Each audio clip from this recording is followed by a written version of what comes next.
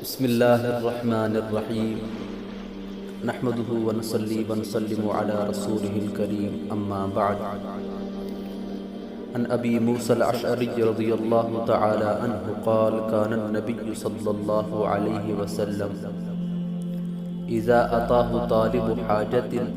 اقبل على جلسائه فقال اشفعوا توجروا۔ گرامی قدر سامعین،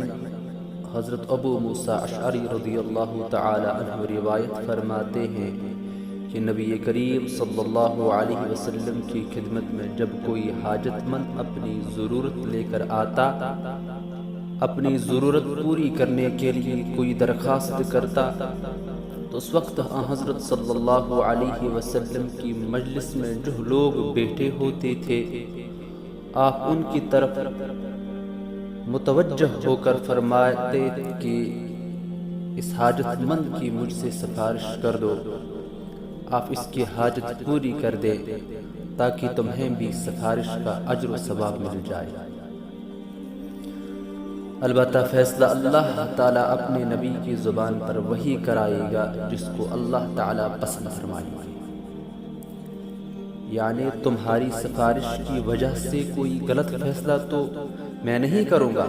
فیصلہ تو وہی کروں گا جو اللہ کی مرضی کے مطابق ہوگا، لیکن تم جب سفارش کرو گے تو سفارش کرنے کا ثواب تم کو مل جائے گا، اس لیے تم سفارش کرو۔ اس حدیث میں در حقیقت اس طرف توجہ دلانا مقصود ہے، ایک مسلمان کے لیے کسی دوسرے مسلمان بھائی کی سفارش کرنا تاکہ اس کا کام بن جائے، یہ بڑے اجر و ثواب کا کام ہے، اور اس کی ترغیب دینے مقصود ہے کہ ایک مسلمان کو چاہیے کہ وہ دوسرے مسلمان بھائی کی خیر خواہی میں لگا رہے اور اس کی حاجت روائی میں جتنی کوشش ہو سکے وہ کرے، اور اس کی سفارش سے اس کا کوئی کام بن سکتا ہے تو اس کی سفارش کرے، اور اگر اس سفارش کرنے کا انشاءاللہ اس کو اجر ملے گا، اس سے سفارش کے عمل کی فضیلت بیان کرنا مقصود ہے۔ اچھی سفارش کرنا بڑا باعث اجر و ثواب ہے، اور اسی وجہ سے بزرگوں کے یہاں اس کا بڑا معمول رہا کہ جب کوئی حاجت مند آ کر سفارش کراتا تو وہ عموماً اس کی سفارش کرا دیتے، یہ نہیں سمجھتے تھے کہ میں نے سفارش کر کے اس پر بہت بڑا احسان کر دیا، بلکہ اپنے لیے باعث سعادت سمجھتے تھے۔ ان باتوں سے معلوم ہوا کہ سفارش کرنا بڑی اجر و ثواب کا کام ہے، بشرطے کہ اس سے کسی اللہ کے بندے کو فائدہ پہنچانا اور ثواب حاصل کرنا مقصود ہو، احسان جتلانا مقصود نہ ہو کہ فلاں وقت میں نے تمہارا کام بنا دیا تھا، بلکہ اللہ تعالیٰ کو راضی کرنا مقصود ہو کہ اللہ کے ایک بندے کا کام میں نے تھوڑی سی مدد کی تو اللہ تعالیٰ سے امید ہے کہ اس پر مجھے اجر و ثواب عطا فرمائیں گے۔ اس نقطۂ نظر سے جو سفارش کی جائے وہ بہت باعث اجر و ثواب ہے، لیکن سفارش کرنے کے کچھ احکام ہیں۔ مثلا کس موقع پر سفارش کرنا جائز ہے، کس موقع پر جائز نہیں، سفارش کا مطلب کیا ہے، سفارش کا نتیجہ کیا ہونا چاہیے، کس طرح سفارش کرنی چاہیے، یہ ساری باتیں سمجھنے کی ہیں، اور ان کے نہ سمجھنے کی وجہ سے سفارش جو بہت اچھی چیز تھی، فائدہ مند اور باعث اجر و ثواب چیز تھی، الٹی باعث گناہ بن رہی ہے اور اس معاشرے میں فساد پھیل رہا ہے، اس لیے ان احکام کو سمجھنا ضروری ہے۔ پہلی بات یہ ہے کہ سفارش ہمیشہ ایسے کام کی ہونی چاہیے جو جائز اور برحق ہو، کسی ناجائز کام کے لیے، ناحق کام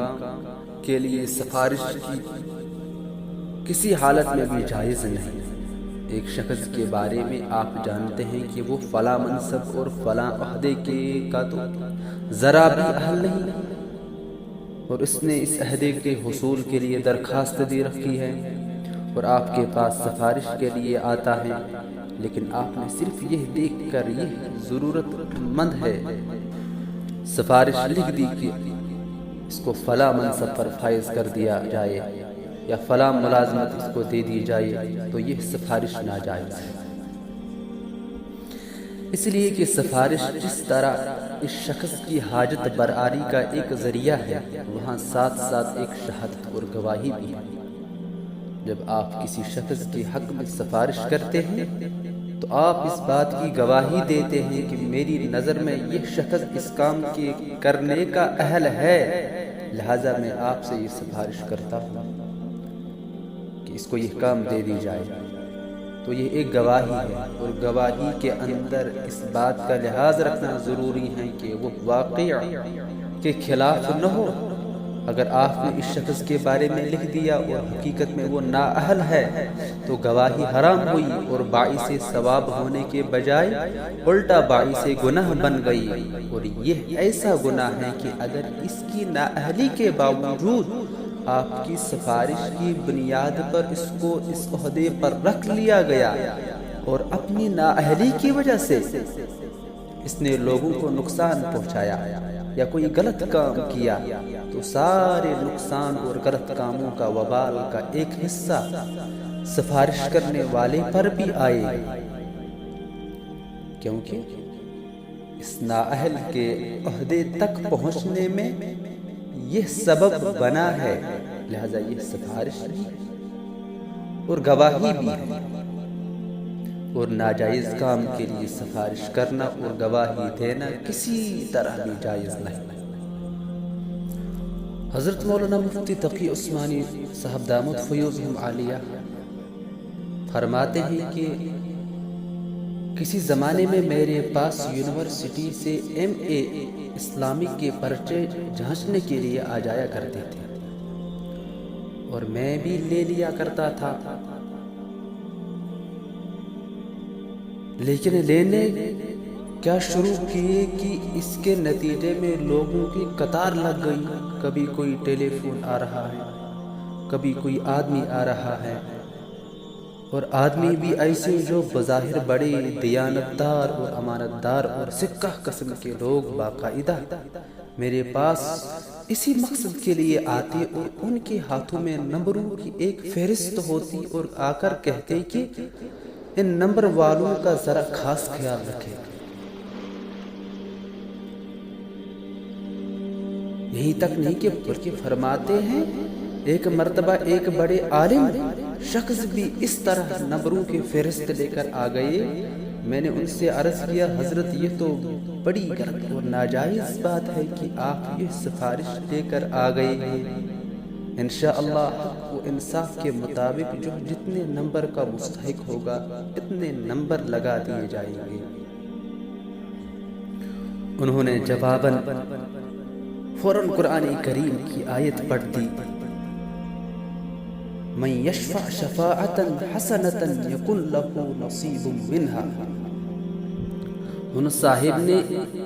اس آیت سے استدلال کیا کہ قرآن کریم میں ہے کہ سفارش کرو، اس لیے کہ سفارش بڑے اجر و ثواب کا کام ہے،